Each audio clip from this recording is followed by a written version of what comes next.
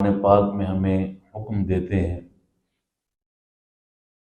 کہ ظاہری گناہ بھی چھوڑ دو اور باطنی یعنی چھپے ہوئے گناہوں کو بھی چھوڑ دو۔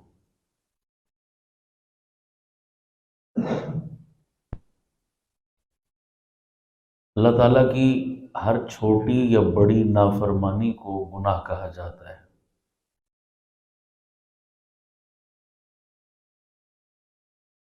گناہ کی مثال ایسے ہے جیسے شروع میں یہ کچے دھاگے کی مانند ہوتا ہے۔ گناہ کا آغاز کچے دھاگے کی طرح ہوتا ہے اور اس کا انجام ایک جہاز کے بحری جہاز کے لنگر کی طرح ہوتا ہے۔ بحری جہاز کا لنگر، ایک لنگر کئی ٹن وزنی ہوتا ہے۔ اس کو پانی میں ڈالتے ہیں جب اتنے بڑے جہازوں کو وہ چند لنگر مل کر قابو کر لیتے ہیں۔ اسی طرح جب انسان گناہ کرتا رہتا ہے مسلسل، تو پھر وہ گناہ بھی انسان کو کیا کر لیتے ہیں؟ قابو کر لیتے ہیں۔ جیسے لنگر جہاز کو ہلنے نہیں دیتا، گناہ بھی انسان کو پھر بے بس کر دیتے ہیں، اس کو ہلنے نہیں دیتے۔ یا بعض حضرات نے اس کی مثال یوں دی کہ گناہوں کی مثال آکاش بیل کی طرح ہے۔ ایک ہوتی ہیں عام بیلیں جو ہم گھروں میں لگاتے ہیں، اور ایک بیل وہ ہوتی ہے جو پیلے رنگ کی ہوتی ہے۔ پیلے رنگ کی بیل کو آکاش بیل کہا جاتا ہے، اور اس بیل کی خاصیت یہ ہے کہ وہ درخت پر جس چیز پر بھی وہ چڑھتی ہے نا، اس کو لپیٹ لیتی ہے ایسے اپنے ارد گرد، اور پھر اس کو خشک کر دیتی ہے، سکھا دیتی ہے اس سبز پودے کو، اس درخت کو، وہ آکاش بیل۔ تو جیسے آکاش بیل پودے کو جکڑ کر اس سبز پودے کو خشک کر دیتی ہے، ایسے ہی گناہ بھی انسان کو جکڑ لیتے ہیں، اور نتیجہ اور انجام اس کا بھی اسی طرح ہی ہوتا ہے، گناہ گار انسان کا۔ اور گناہ کی مثال ایک کینسر کی طرح ہے۔ جیسے کسی عضو کو کینسر لگ جائے اگر، تو ڈاکٹر کہتے ہیں جتنا جلدی ہو سکے اس کو کاٹ دو، الگ کر دو، ورنہ یہ اگلے حصوں کو بھی خراب کر دے گا، متاثر کر دے گا۔ تو جس عضو میں کینسر لگتا ہے، ڈاکٹروں کی کوشش ہوتی ہے کہ جلد از جلد اس کو کاٹ کر جسم سے الگ کر دیں۔ اسی طرح علماء نے لکھا ہے کہ اگر انسان گناہ کر رہا ہے تو اس کا بھی حل یہی ہے کہ وہ گناہ سے اپنے آپ کو کیا کر لے؟ الگ کر لے۔ اس بندے کا جو گناہ سے رشتہ ہے اس کو بھی کیا کر دے؟ کاٹ دے۔ جیسے کینسر زدہ عضو کو سوائے کاٹنے کے کوئی اور چارہ نہیں، ایسے ہی گناہوں کو بھی چھوڑنے کے سوا کوئی اور چارہ نہیں۔ اور یہ بات بھی طے شدہ ہے، انسان جتنا مرضی کامیابی سے گناہ کرے، کسی کو پتہ ہی نہیں چلنے دیا، کسی کو کانوں کان خبر ہی نہیں ہوئی میں نے یہ کام کیا، وہ جتنا مرضی صفائی سے گناہ کرے، یہ بات طے شدہ ہے کہ گناہ گار کے دل کو سکون کبھی نہیں ملتا، اس کا دل مسلسل پریشان رہتا ہے۔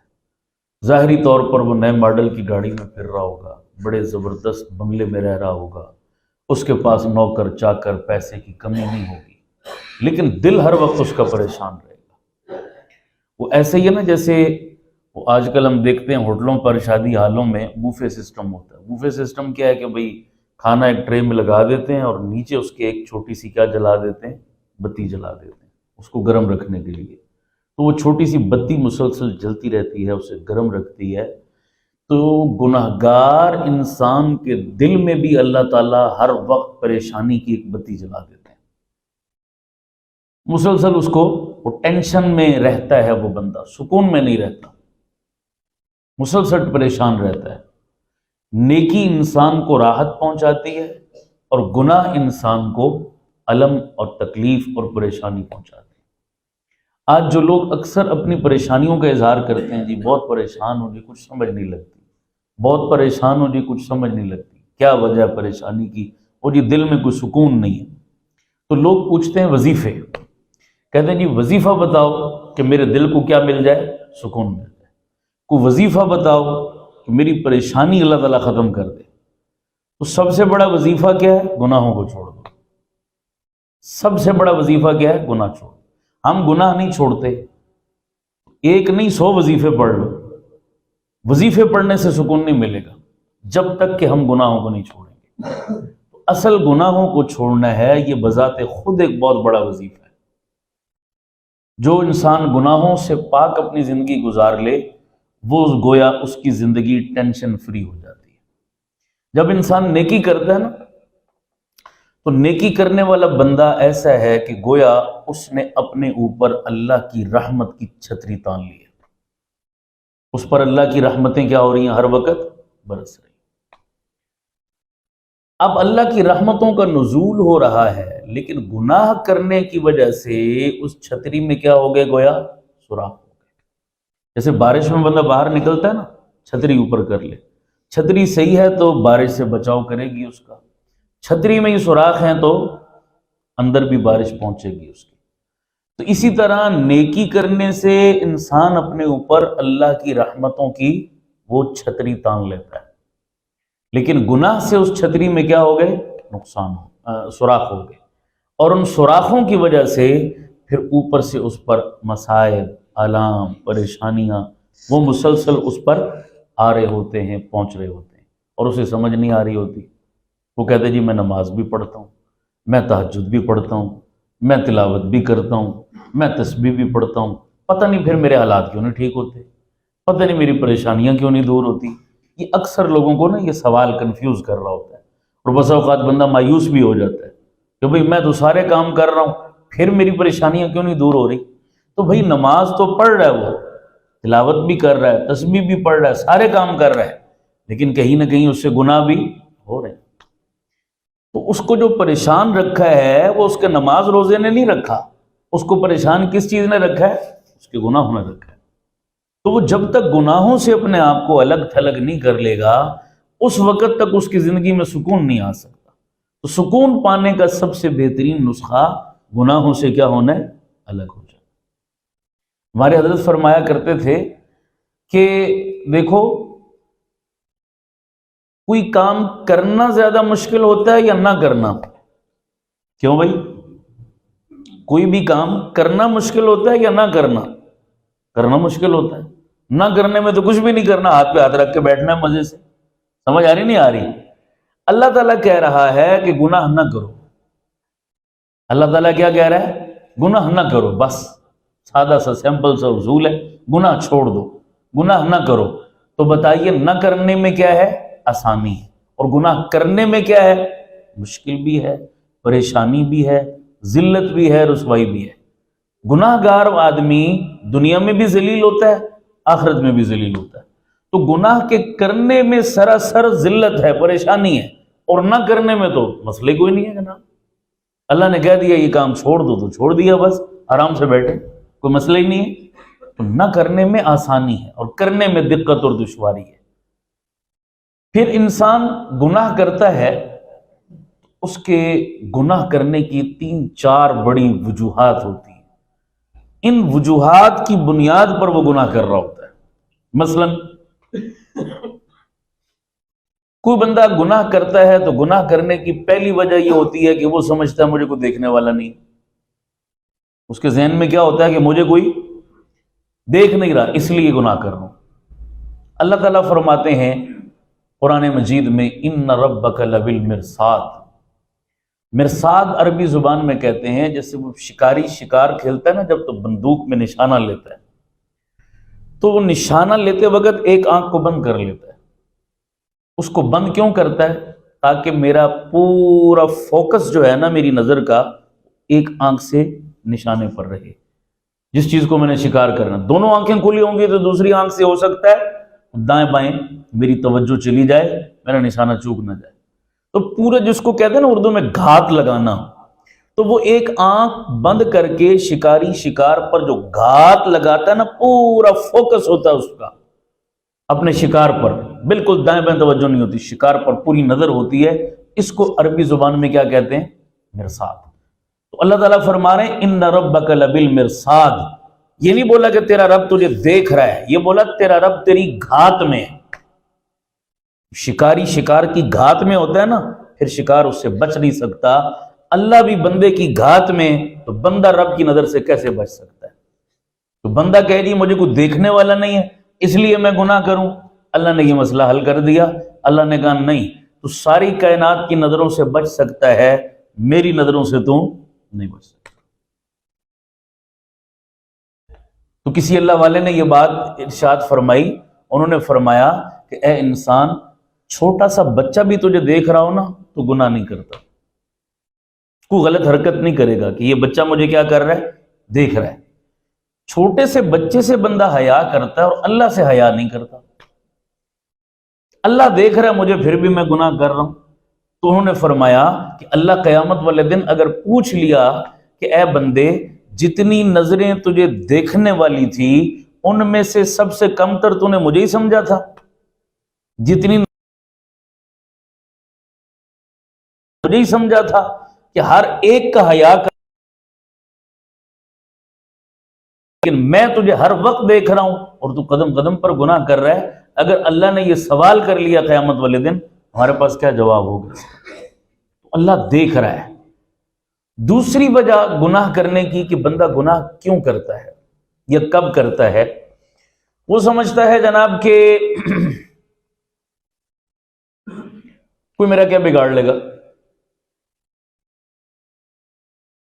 جیسے بچہ نا کبھی باپ کا باغی بن جائے تو وہ اپنے باپ کو کہتا ہے جناب جو کرنا کر لو، میں نے تو باز نہیں آنا۔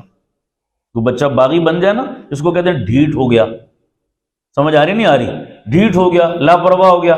اب وہ اپنے باپ کو بھی جواب دے رہا ہے، وہ کہتا ہے جی کر لو جو کرنا ہے، میں نے نہیں باز آنا، میں نے تو یہ کام کرنا ہے۔ تو بسا اوقات انسان بھی کہتا ہے کہ جناب میں گناہ کر رہا ہوں، کوئی میرا کیا بگاڑ لے گا، میں جو کر رہا ہوں ڈٹائی سے کر رہا ہوں، کوئی میرا کیا کر لے گا جناب، کوئی میرا کچھ نہیں کر سکتا۔ اللہ تعالیٰ نے اس کا بھی جواب دیا، اللہ نے فرمایا کہ ان اخذہ علیم شدید، دوسری جگہ فرمایا ان بطش ربک لشدید، اللہ کہتا ہے جیسا میں پکڑتا ہوں کائنات میں ایسا کوئی نہیں پکڑ سکتا، میری پکڑ سے کوئی بچ نہیں سکتا، میرے عذاب سے کوئی چھڑا نہیں سکتا۔ یہ کہنا کہ جی کوئی میرا کیا بگاڑ لے گا، اللہ کہتا ہے جب میری پکڑ میں آئے گا تو پھر دنیا کی کوئی طاقت اس کو چھڑا نہیں سکتی، ہل نہیں سکتا۔ تیسری وجہ یہ ہو سکتی ہے گناہ کرنے کی کہ جناب انسان گناہ کر رہا ہے، وہ سمجھتا ہے کہ میں جو کر رہا ہوں کسی کو خبر، کسی کو کیا پتا کہ میں کیا کر رہا ہوں۔ اللہ تعالیٰ فرماتے ہیں یعلم خائنۃ الاعین وما تخفی الصدور، یہ جو تم آنکھ کی خیانت ہے نا تمہاری، اس کو بھی میں جانتا ہوں، کام تم بعد میں کرتے ہو، اس کام کا اور اس گناہ کا جو تمہارے دل میں وسوسہ اور خیال آتا ہے میں تو اس کو بھی جانتا ہوں۔ ابھی تم نے گناہ کیا نہیں ہے، ابھی تو صرف دل دماغ میں خیال آیا، اس کا وہ پلان سوچا ہے تم نے کہ میں نے یہ گناہ کرنا ہے، تو وہ سوچ بھی میں جانتا ہوں، مجھ سے کوئی چیز چھپ نہیں سکتی، مجھ سے کوئی چیز مخفی نہیں ہے۔ تو یہ کہنا جی کہ میں گناہ کر رہا ہوں کسی کو کیا پتا، اللہ کہتا ہے کسی کو پتا ہو نہ ہو مجھے سب پتا ہے۔ تو یہ ساری وجوہات جو بنتی ہیں گناہ کرنے کی، اللہ نے ایک ایک کر کے سب کو کلیئر کر دیا، اللہ نے ایک ایک کر کے سب کا جواب دے دیا۔ پھر آگے چلیے تو قیامت والے دن اللہ تعالیٰ انسان کے گناہوں پر گواہ بنائیں گے۔ کوئی بھی کیس ہوتا ہے نا عدالت کے اندر، بندہ مقدمہ لڑنے جائے، بندے کا اپنا بیٹا ہی اس کے خلاف کیا بن جائے؟ گواہ بن جائے، بیٹا ہی باپ کے خلاف گواہی دینے لگے، بیوی اس کے خلاف کھڑی ہو جائے، بچے اس کے خلاف کھڑے ہو جائیں، وہاں بندہ مارا جاتا نہیں مارا جاتا، وہ تو گیا ہار گیا نا جناب، کہ گھر کے بندے ہی اس کے خلاف کھڑے ہو گئے جناب، اب وہ کیا صفائی پیش کرے گا، وہ وہاں کیا وضاحت پیش کرے گا کہ وہ گھر کے بندے ہی اس کے خلاف ہو گئے۔ قیامت والے دن اللہ تعالیٰ جو ہمارے جرموں اور گناہوں پر گواہ پیش کریں گے، وہ گواہ کون ہوں گے؟ کون ہوں گے جو گواہی دیں گے ہمارے خلاف؟ سب سے پہلا گواہ جو اللہ تعالیٰ پیش کریں گے ہمارے خلاف، وہ گواہ ہیں کرامن کاتبین، یہ جو ہمارے کندھوں پہ اللہ نے دو بٹھا رکھے ہیں، ایک لمحے کے لیے بھی غافل نہیں، ایک لمحے کے لیے بھی غیر حاضر نہیں، پراپر ڈیوٹی، یہ ریکارڈ مرتب ہو رہا ہے، ڈیٹا مرتب ہو رہا ہے اور ہارڈ ڈسک میں محفوظ ہو رہا ہے۔ کرامن کاتبین یعلمون ما تفعلون، یہ قیامت والے دن اللہ کی حضور کھڑے ہو کر ہمارے خلاف گواہ بنیں گے، ہمارے ہر عمل کی کیا دیں گے؟ گواہی دیں گے۔ اور ان کی گواہی کو کوئی چیلنج کر سکتا ہے؟ کوئی جھٹلا سکتا ہے؟ نہیں۔ دوسرا بڑا گواہ جو قیامت والے دن اللہ ہمارے خلاف پیش کریں گے، وہ گواہ ہوگا ہمارا نامہ عمل، ہماری ہسٹری زندگی کی، وہ جو ہارڈ ڈسک میں محفوظ ہے۔ کہتے ہیں نا موبائل کا ڈیٹا آپ کہیں سے ڈیلیٹ کر بھی دیں، لیکن وہ ہسٹری میں اس کی ہارڈ ڈسک میں کہیں نہ کہیں ایسا سیو ہوتا ہے کہ اس کو دوبارہ کیا کر لیا جاتا ہے؟ ریفریش کر لیا جاتا ہے، اس سے آپ بھاگ نہیں سکتے۔ یہ تو دنیا کے موبائلوں کا ڈیٹا ہے، کمپیوٹروں کا ڈیٹا ہے، ہو سکتا ہے آپ اس کو دائیں بائیں بھی کر دیں، کچھ بھی کر کے، لیکن وہ جو رب کے ہاں ہارڈ ڈسک میں محفوظ ہو رہا ہے، کوئی دنیا کی طاقت اس کو ڈیلیٹ نہیں کر سکتی، مٹا نہیں سکتی۔ اور قیامت والے دن جب وہ ڈیٹا سامنے آئے گا، وہ فائلیں کھلیں گی، تو بندہ ایسے سر پکڑ لے گا، کہے گا ما لہذا الکتاب، یہ کیسا نامہ عمل ہے، یہ کیسی پروفائل ہے میری، لا یغادر صغیرہ ولا کبیرہ، اس نے تو نہ میرا کوئی چھوٹا گناہ چھوڑا نہ کوئی بڑا گناہ چھوڑا، الا احصاہا، سارا کچا چٹا کھول کے رکھ دیا میرا، میں تو مارا گیا۔ اللہ کہیں گے ہاں اقرا کتابک، پڑھ اپنے نامہ عمل کو، پڑھ اپنی ہسٹری کو، پڑھ اپنی پروفائل کو، کیا کچھ کرتا رہا ہے زندگی میں۔ کفا بنفسک الیوم علیک حسیبا، پھر اپنا سٹیٹس خود ہی کلیئر کر لے کہ تجھے کہاں جانا ہے، مجھے کچھ کہنے کی ضرورت نہیں، خود اپنا نامہ عمل پڑھ اور خود اپنے ٹھکانے کا اندازہ کر کہ تجھے کہاں جانا چاہیے، جنت میں یا دوزخ میں۔ یہ کتنا بڑا گواہ ہے، اس کو کوئی مئی کلال ٹھکرا نہیں سکتا، جھٹلا نہیں سکتا، اس سے منہ نہیں موڑ سکتا۔ تیسرا بڑا گواہ جو ہمارے خلاف اللہ تعالیٰ پیش کریں گے قیامت والے دن، وہ یہ زمین کا ٹکڑا ہے۔ جیسے ایکس رے مشین ہوتی ہے نا، ایکس رے مشین، تو وہ بندہ جاتا ہے اس مشین کے سامنے، تو وہ اس کے اندر کا کیا لے لیتی ہے؟ فوٹو لے لیتی ہے۔ تیز مشین ہے نا جناب، وہ اس کی شعائیں اندر تک گھستی ہیں اور اندر باڈی کا، ہڈیوں تک کا وہ فوٹو لے لیتی ہیں، عکس لے لیتی ہیں وہ مکمل۔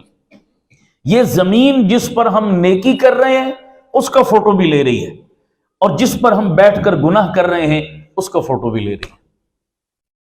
اذا زلزلت الارض زلزالہا، قیامت والے دن اللہ اس زمین کو ہلا جلا کر رکھ دیں گے۔ زلزلہ بابا ہوگا نا جناب، اوپر کا نیچے اور نیچے کا اوپر ہو جائے گا سب کچھ۔ اخرجت الارض اثقالہا، زمین اپنے بوجھ کو اگل دے گی، جو کچھ اس کے اندر ہوگا باہر کرے گی۔ یومئذ تحدث اخبارہا، قیامت والے دن یہ زمین اپنی خبریں بیان کرے گی۔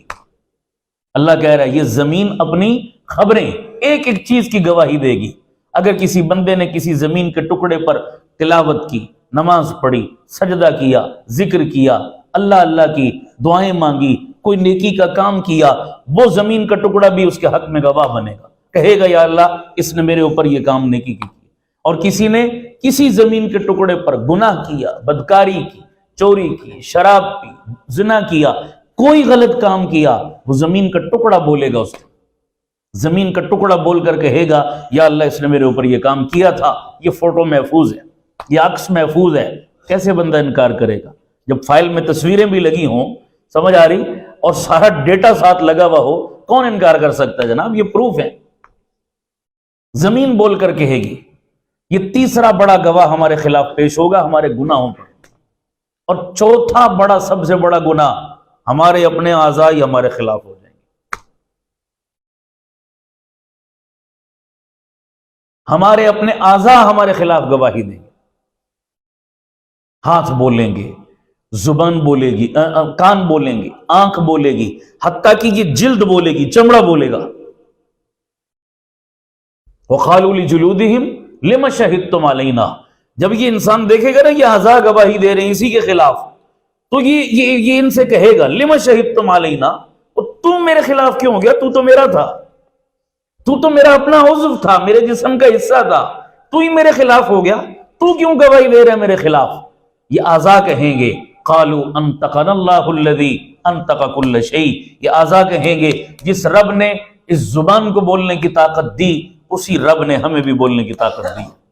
بھی زبان بھی کیا ہے؟ گوشت کا ٹکڑا ہے نا، اور ہاتھ بھی کیا ہے؟ گوشت کا ٹکڑا ہے۔ تو جو اللہ اس گوشت کو بولنے کی طاقت دے سکتا ہے وہ اس کو نہیں دے سکتا، اس کے لیے کیا مشکل ہے؟